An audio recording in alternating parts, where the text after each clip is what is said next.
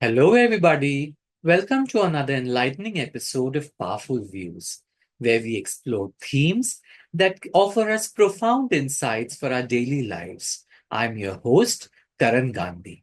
In our 24th episode, I'm going to talk about six takeaways from a relevant and thought provoking book, The Fearless Organization, Creating Psychological Safety in the Workplace for Learning, Innovation, and Growth, written by Amy C. Edmondson. If you've ever wondered why some workplaces thrive with innovation and collaboration while others struggle with fear and silence, this book offers a compelling answer: psychological safety. A workplace environment where people feel free to express themselves without fear or ridicule, punishment or exclusion. This isn't about just being nice. It's about creating the right conditions for honest communication, innovation, and problem solving. Organizations that prioritize psychological safety see higher levels of engagement, creativity, and performance because their people feel valued and empowered. On the other hand, fear driven cultures stifle growth and often lead to mistakes being hidden, opportunities being missed, and talent being underutilized. Now, let's break down the six key takeaways from this incredible book, each with practical examples that we can relate to. Takeaway one: psychological safety is a prerequisite for innovation. The first takeaway is foundational. Psychological safety is the cornerstone of innovation. When employees feel safe to take risks, challenge the status quo, and propose bold ideas, then innovation flourishes. However, in an environment of fear, people tend to stick to safe, conventional thinking, which stifles progress. Example: let's think of Google, often cited as one of the most innovative companies in the world. One of their key strategies is to foster psychological safety in teams. Employees are encouraged to share ideas and even admit failure without fear of blame. This culture has led to some of Google's most groundbreaking innovations, like Gmail and Google Maps. For leaders, this means creating a culture where employees know it's okay to fail as long as they're learning and improving. Innovation thrives when failure isn't punished but seen as a step towards progress. Takeaway two: speak up to address mistakes early. Takeaway number two is about creating an environment where speaking up is not only allowed but encouraged. Edmondson emphasizes that employees need to feel safe to raise concerns or admit mistakes without fear of retaliation or embarrassment. For example, imagine a hospital where a nurse notices that a dosage on a patient's chart seems incorrect. In a psychologically safe environment, the nurse would immediately speak up, potentially preventing a dangerous error. In contrast, in a fear based culture, the nurse might stay silent, leading to a preventable mistake.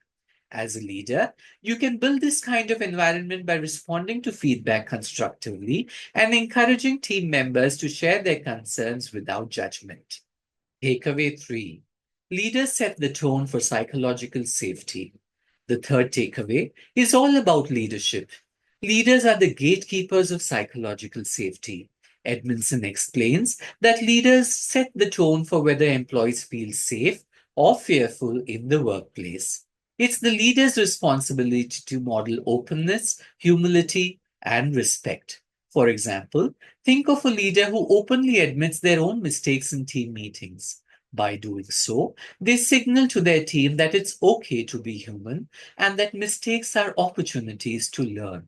This creates a ripple effect, encouraging others to be more transparent and authentic. If you're in a leadership role, consider how your own behavior might be influencing your team's willingness to speak up. Are you approachable? Do you listen without interruption?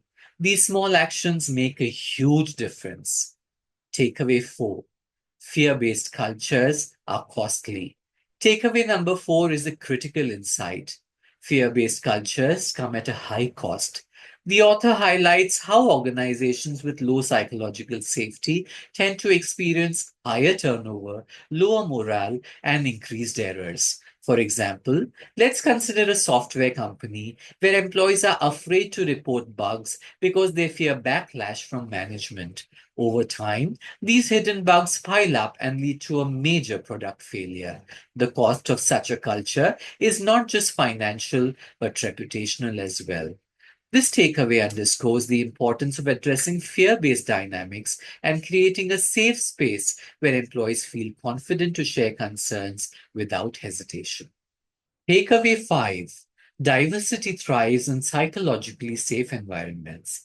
Takeaway number 5 is about diversity and inclusion.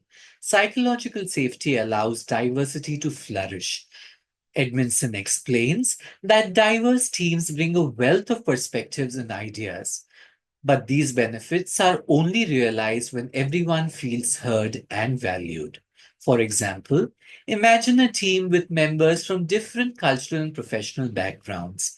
In a safe environment, each person feels comfortable sharing their unique perspectives. This often leads to richer discussions and more creative solutions to the problems.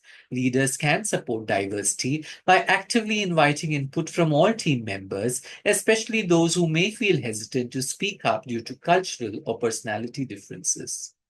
Takeaway 6: Feedback is a two-way street.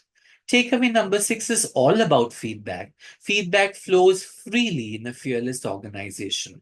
The author highlights that in a psychologically safe environment, feedback is not a one way street from managers to employees. Instead, it's a two-way exchange where everyone feels comfortable giving and receiving constructive input. For example, imagine a project manager who regularly asks his team, "How can I support you better?" This simple question opens the door for honest feedback, helping the manager improve while fostering trust and collaboration. To build this culture, ensure that feedback is framed as a tool for growth, not criticism. Celebrate openness and remember that constructive feedback is a gift that benefits everyone. Now, let's look about how you can start building psychological safety in your workplace today. Here are a few actionable tips. Point number 1: vulnerability. As a leader, share your own challenges and mistakes. This sets the tone for authenticity. Tip 2: invite feedback. Regularly ask your team for input on processes, decisions, and your own leadership style. Point 3: acknowledge contributions. Celebrate team members who speak up, even if their ideas don't lead to immediate results.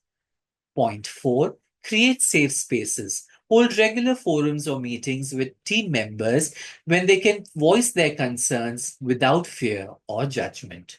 Point 5: follow up. When someone raises a concern, take action and let them know that their voice was heard. This reinforces trust.